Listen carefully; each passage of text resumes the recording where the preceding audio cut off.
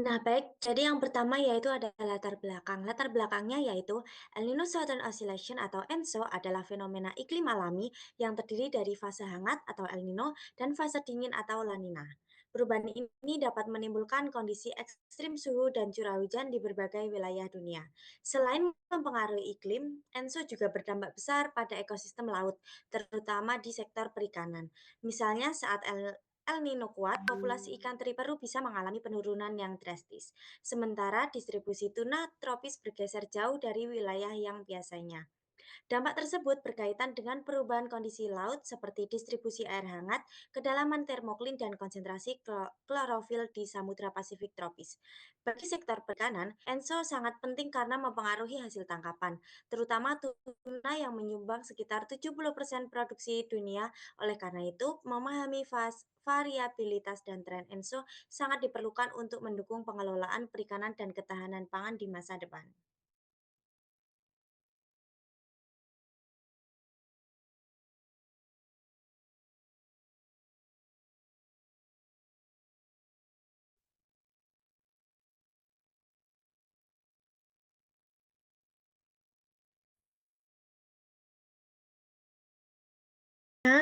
Dampak global ENSO. Yang pertama, cuaca ekstrim di seluruh dunia. El Nino menyebabkan kekeringan di wilayah tropis seperti Indonesia dan Australia, serta hujan berlebih di Amerika Selatan, sementara La Nina cenderung menghasilkan kondisi sebaliknya. Yang kedua, gangguan ekosistem laut. ENSO mengubah distribusi suhu laut, kedalaman termoklin, dan konsentrasi klorofil di Pasifik tropis. Hal ini mempengaruhi rantai makanan, laut, dan lokasi populasi ikan.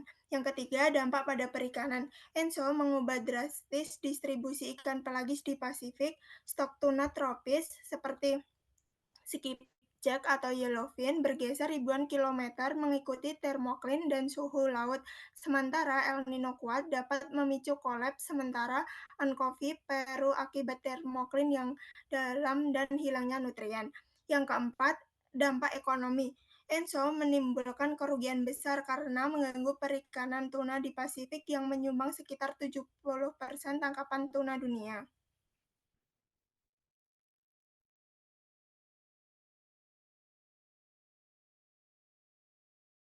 ENSO terhadap perikanan. ENSO mempengaruhi upwelling. Upwelling dapat mempengaruhi produktivitas primer karena bahan organik yang ada di bawah akan terangkat ke atas dan berguna bagi siklus kehidupan di laut.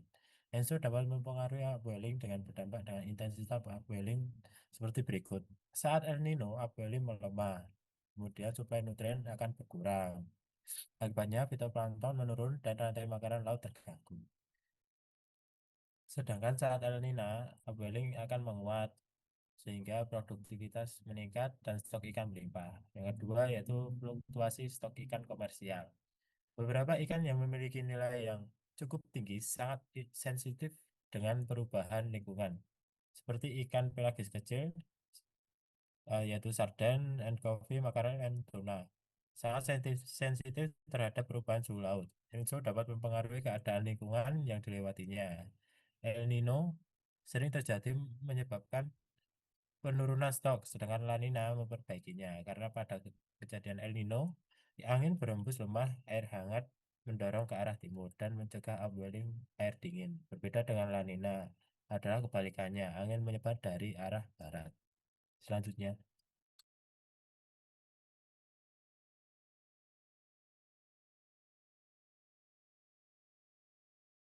Selanjutnya ada tujuan penelitian. Yang pertama itu menganalisis tren jangka panjang ENSO atau El Nino Southern Oscillation. Tujuannya adalah untuk melihat apakah ada perubahan signifikan pada pola ENSO dalam jangka waktu panjang dengan menggunakan data tekanan udara Darwin selama 137 tahun dan juga indeks SOI. Selanjutnya, menguji tren multidekadal dengan menilai apakah tren selama beberapa dekade dapat mewakili perubahan jangka panjang ENSO dan memproyeksikan ke kondisi masa depan.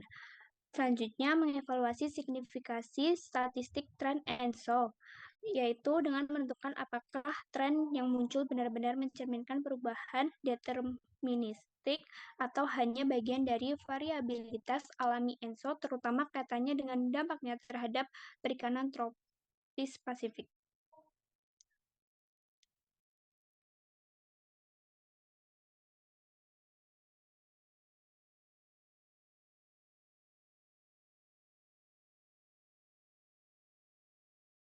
Selanjutnya ada data yang digunakan, rekaman tekanan udara Darwin dari tahun 1876 hingga 2012.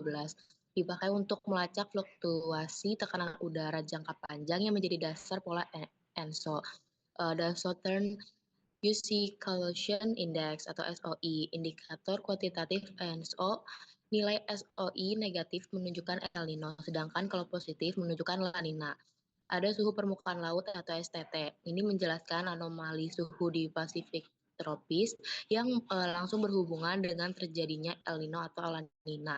Ada juga klorofil satelit atau reanalisis.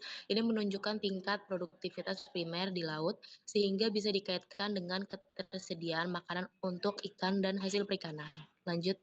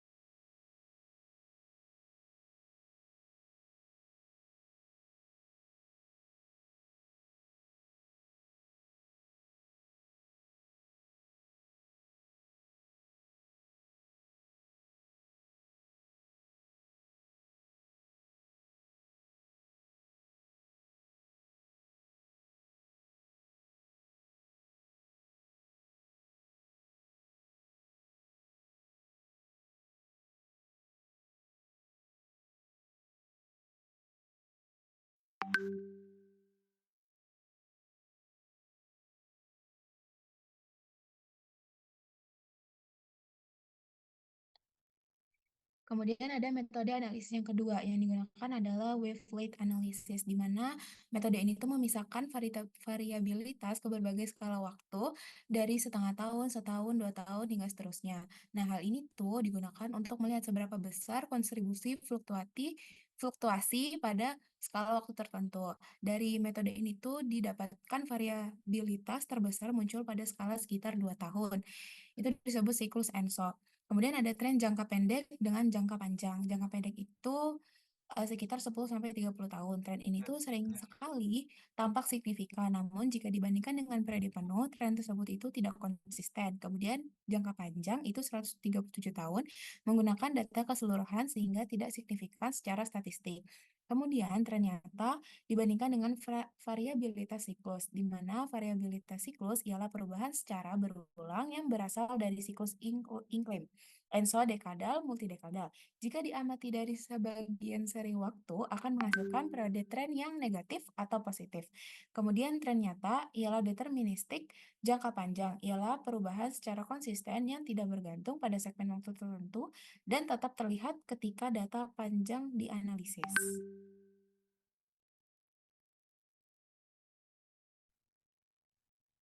Kemudian ada hasil satu atau tren jangka panjang.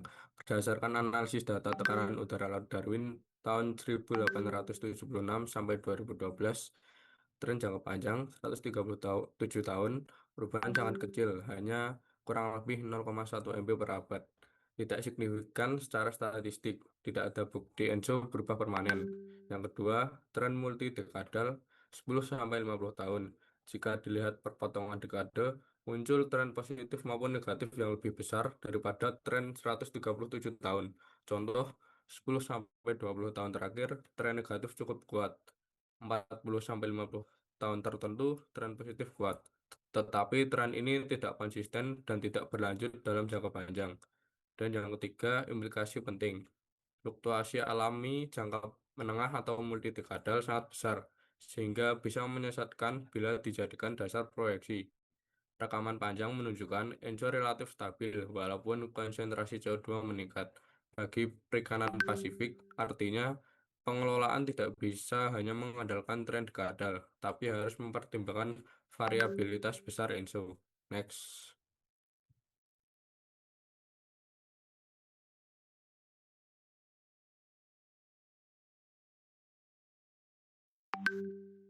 Kemudian melanjutkan dari penjelasan teman saya sebelumnya, yaitu tentang tren kedua, variabilitas multidekadal. Pada hasil kedua ini, penelitian menemukan bahwa ENSO tidak hanya bervariasi setiap 2-7 tahun dalam bentuk El Nino dan La Nina, tetapi juga memiliki pola dalam skala puluhan tahun atau disebut variabilitas multidekadal. Dari analisis data selama 137 tahun, terlihat bahwa pada awal abad ke-20, aktivitas ENSO ini relatif kuat. Kemudian pada pertengahan abad ke-20, aktivitasnya melemah dan di akhir abad ke-20, ENSO kembali menguat. Jadi pada pola ini sebenarnya bersifat siklikal, bukan tren permanen. Karena itu kalau kita hanya menggunakan data pendek sekitar 10-30 tahun, hasilnya bisa menyesatkan karena hanya menangkap satu fase dari siklus tersebut.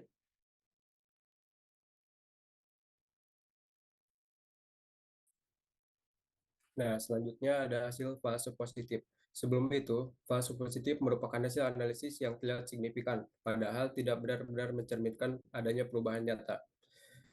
Ditunjukkan dengan adanya tren jangka panjang versus tren jangka pendek. Tren jangka pendek 10 hingga 30 tahun sering terlihat signifikan, akan tetapi tidak representatif terhadap 137 tahun penuh. Di sini banyak subsegmen data 20 hingga 50 tahun menunjukkan tren signifikan. Namun tren penuh 137 tahun menunjukkan hasil yang tidak signifikan. Artinya secara jangka panjang tidak menunjukkan adanya perubahan yang nyata atau perubahan ENSO secara jelas. Dalam penelitian ini, jumlah fase positif bisa 2 hingga 9 kali lebih tinggi dari yang diperkirakan secara statistik. Jika analisis hanya mengandalkan tren jangka pendek atau dekadean, ada risiko salah tafsir yang berdampak serius terhadap lainnya suatu kebijakan. Next.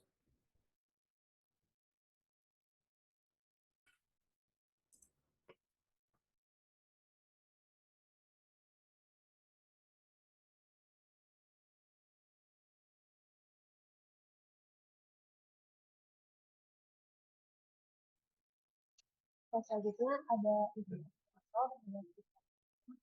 Jadi itu ENSO itu akan psikologi. Jadi saat El Nino atau La Nina lainnya itu suhu laut karena ada elemen konvektif dari klorofil berubah itu menyebabkan siaran tropis ini akan bergeser jauh. Pada El Nino kuat, paparan teori ini bahkan sempat kalah. Terus dari data tapi sudah diketahui dari riset dasar itu tidak ada tren ESO jangka panjang yang signifikan. Jadi perubahan yang terjadi lebih disebabkan variabilitas antar dekade.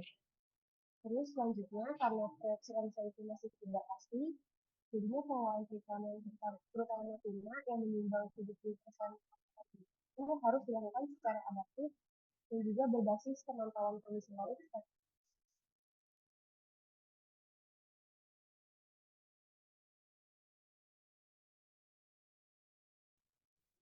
Oke, yang terakhir ada kesimpulan. Jadi di kesimpulan yang pertama itu ada ENSO. Jadi ENSO atau El Nino Southern Oscillation itu memiliki dampak global yang signifikan terhadap cuaca ekstrim, ekosistem laut, perikanan, dan ekonomi. El Nino cenderung memicu kekeringan di wilayah tropis seperti Indonesia serta banjir di Amerika Selatan. Sedangkan La Nina itu menunjukkan dampak sebaliknya. Yang kedua ada ekosistem laut dan perikanan sangat rentan terhadap ENSO. Jadi ENSO ini mempengaruhi distribusi suhu laut, upwelling, konsentrasi klorofil, serta stok ikan pelagis seperti tuna, sarden, dan anchovy. Ini dapat menimbulkan kerugian besar dalam sektor perikanan dunia, terutama karena kurang lebih 70% tangkapan tuna berasal dari Pasifik. Lalu yang ketiga ada variabilitas multidekanal ENSO itu sangat besar. Analisis data panjang selama 137 tahun itu menunjukkan bahwa tidak ada tren permanen ENSO, melainkan pola siklikal yang berubah setiap beberapa dekade. Jadi tren jangka pendek di antara 10 sampai 30 tahun itu sering tampak signifikan, tetapi jika dibandingkan dengan data panjang selama 137 tahun itu tidak konsisten dan beresiko menimbulkan false positive. Lalu yang keempat ada proyeksi ENSO penuh ketidakpastian. Karena fluktuasi besar antar dekade, jadi tren dekade ini tidak cukup untuk memprediksi kondisi jangka panjang.